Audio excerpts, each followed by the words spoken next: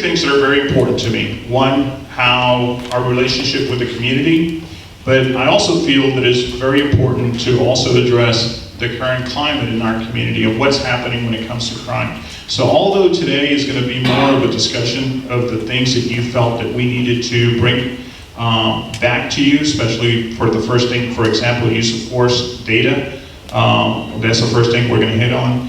I also want to make sure that we don't forget that at some point we're going to have a very deep discussion about our current crime trend that we're witnessing, especially when it comes to shootings.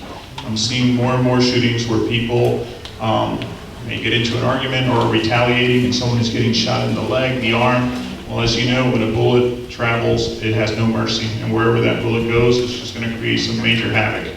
And sometimes those bullets will travel throughout the body, and what may be intended as a sign of I can do this can easily take the life of an individual. But more about that for a later meeting, but that is my proposal to you for the next one, that we talk about crime and what we can do collectively together to address that. So the first thing that was brought up during our last meeting was the use of force data. For that, the Chief Gerke, I believe you're going to address it, or Tom, are you going to address it?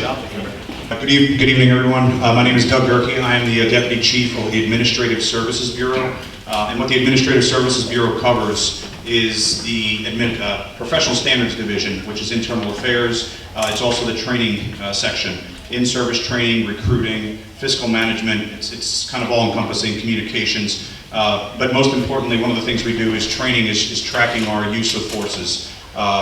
So there's multiple incidents where unfortunately law enforcement officers have to use force when they're effecting an arrest. And most of that always comes when someone is resisting and doesn't follow law enforcement commands. But I want to just give you a trending downtrend. So the most important thing I think to consider is we start to incorporate de-escalation techniques, and that is utilizing different techniques, try to talk people down, change the tone when we're engaging with a potential offender, to try to talk them into coming with us as opposed to getting into a physical altercation with them or using some of the tools we have on our belts. But I want to give you some numbers. So for 2016, this is 2016, we had 399 uses of force. 2017 went up to 444. So uses of force to take people into custody. 2018 was 382, so it's starting to trend down.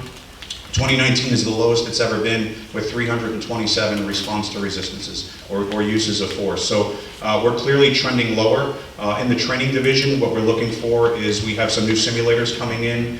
We are stressing the CIT, which is the crisis intervention type techniques, where people that are in mental health crisis, we use different techniques to try to help them and get them to come with us, as opposed to utilizing strikes or anything else. But then we also have a simulator that we'll be moving towards, which is the state-of-the-art simulator that will help us to further use de-escalation techniques and use different tools on our belt, as well as different techniques using multiple officers to try to encourage people to come with us. So we're clearly trending lower, and these are preliminary numbers, but we're looking forward to trending these even lower for 2020.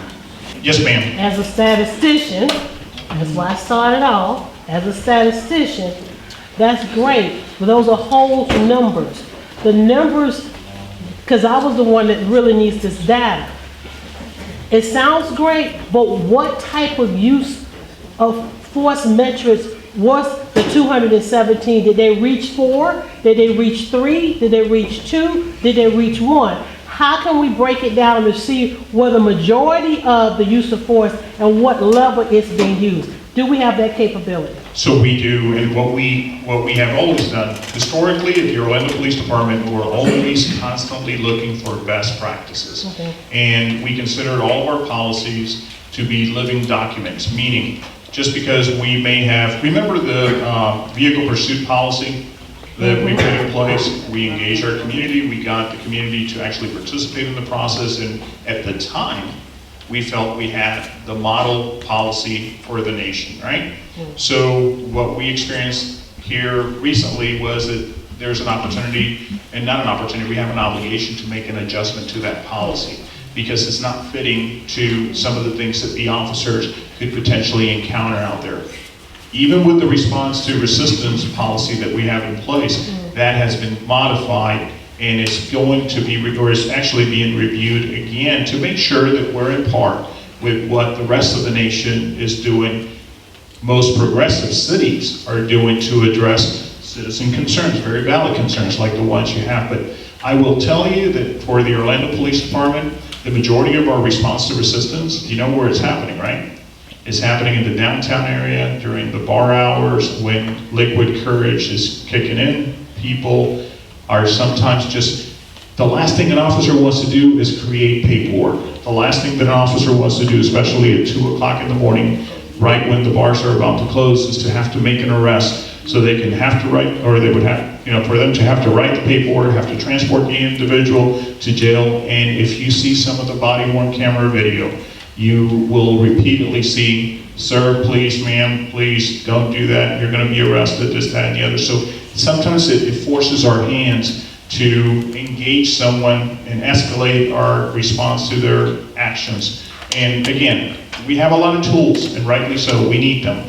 But it's not something that our officers proactively want to do, and is go out there and have to generate more paperwork. But just recently, in the last day or so, you saw an incident involving one of our officers who tased an individual on a bicycle. That's not our policy.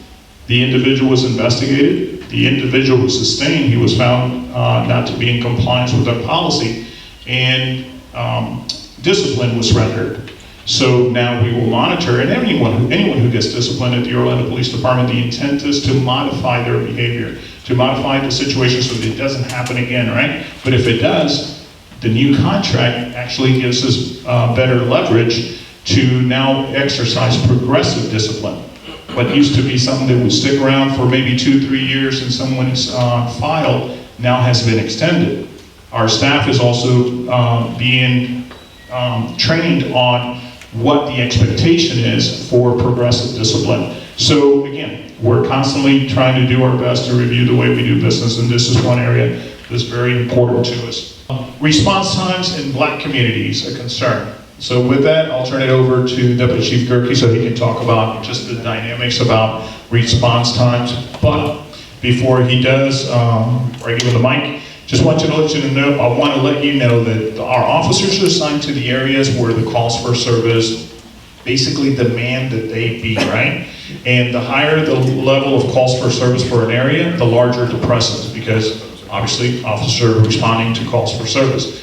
But we're at a point at the City of Orlando where we need to reevaluate the distribution of our officers throughout the city. We need to redraw our boundaries for the districts, for the officers, and that is coming into play now thanks to a new CAD system. It's the system that we use to process our calls for service and dispatch them and what have you. And that was a huge investment from the City of Orlando. A brand new system that is continuing to stabilize, meaning is still trying to get used to all the data that's coming in. So we feel very, very good about what it will offer in the future. Thank you, sir. So, as the chief was saying, the CAD system is the computer-aided dispatch system. We've had for many, many years, we were actually working on an AS400 system, which is like the old IBM systems, the text, like the old black screens, and very, very outdated. So the way we were actually getting calls for service would come into the 911 center, it would start to get entered, and then from there it would be sent over for dispatch. The call time would actually start then when it actually reached the desk before it was dispatched. The new system, and it's a nationwide system that everyone is doing, is the call basically starts when you call 911. So when the chief is saying that the system is normalizing, it's something that we are just starting. We just got this system, so the call times are starting to normalize. And I want to just give you some nationwide averages. And there was an article that came out in Smart Living, Safe Smart Living. Some of the average call times: Denver police 15 minutes, Detroit police 12 minutes, Seattle 7 minutes, Dallas 8 minutes. They're prolonged times because it starts the minute somebody picks up the phone. So it takes our 911 operators some time to try to understand what the problem is first before it can actually go over and start to get dispatched. So these numbers are obviously going to change, and it's going to get us better over time. The other system that we have now, we have a record management system that is integrated with the computer-aided dispatch, as well as we now have the fire department integrated into our system as well. So we are one of the first cities that they're starting to combine fire and police in the same system. So if the fire department says, I need the police here, they don't have to call into the dispatch center, then another call goes to another dispatcher. The dispatcher for the fire can just request police right into the computer-aided dispatch system, and our police dispatchers will see it as well. So it's seamless. Something else we're doing is the officer locator, which is based on GPS. Soon, when this system is up and running fully, we'll be able to dispatch the closest police officer to the incident. Where in the past it used to be, this is my sector, so the dispatcher didn't know where we were in the city, but they would dispatch me. So if I was 15 blocks away, but yet there was someone right on the other block, now they'll be able to see that with the GPS. They'll be able to know where the closest police officer is, whether it's their district or not, and they'll be able to send police officers to emergency calls. You know, our biggest challenge in our profession is having to fight the perception of how we deliver our services and how we do our job.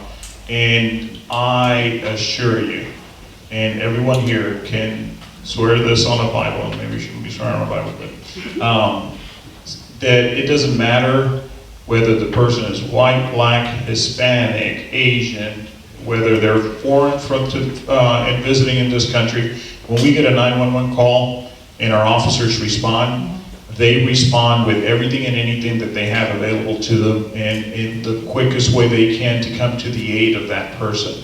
And again, and we have a history, obviously, of situations where our officers have risked their lives and have paid with their lives responding to those calls, not knowing who was waiting for their aid. So are we perfect? Absolutely not.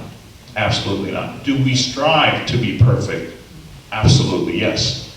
So what I have to say to you is that you have our full commitment to always perform our duties to the best of our abilities and to always exceed expectations. But we do come from the human race, and there will be times when there will be certain things that will be questioned. We will do our best to correct those. But trust me, it doesn't matter whether it's this side of Orlando or that side of Orlando or a well-to-do area or a very challenged area, our officers are always going to respond to take care of the needs of our citizens.